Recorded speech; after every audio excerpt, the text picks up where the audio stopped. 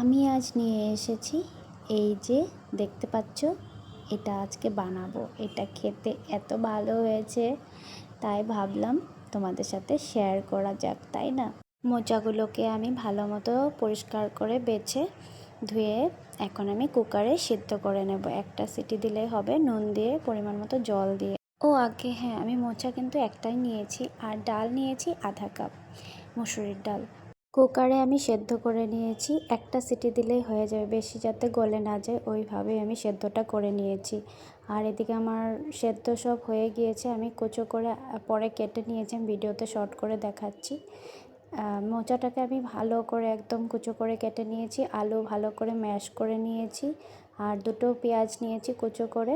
এক এক করে আমি সব অ্যাড করে দিচ্ছি। দেখতে পাচ্ছ ডালও আমি যে সেদ্ধ করেছিলাম অ্যাড করে ভালো করে মেখে নিচ্ছি, যাতে সব একসাথে মিশে যায়।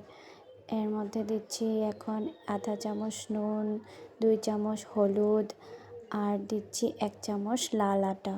তারপর দেব সুজি দেব আমি 2 চামচ। এখন আমি হাতের সাহায্যে আমি সব কিছু একসাথে মেখে নেব। তো দেখতে পাচ্ছ আমার মেখে নিচ্ছি আমি, একদম গোল আকারে বানিয়ে নিয়েছি। শর্ট করে দেখাচ্ছি, ভিডিওটা অনেক লম্বা হয়ে যাবে, তাই তো মিডিয়াম ফ্লেমে আমি সরষের তেলে ভেজে নিচ্ছি। তো আমার ভাজা হয়ে গিয়েছে। তো ভিডিওটা কীরকম লাগলো একটু কমেন্টসে জানাবে। টাটা।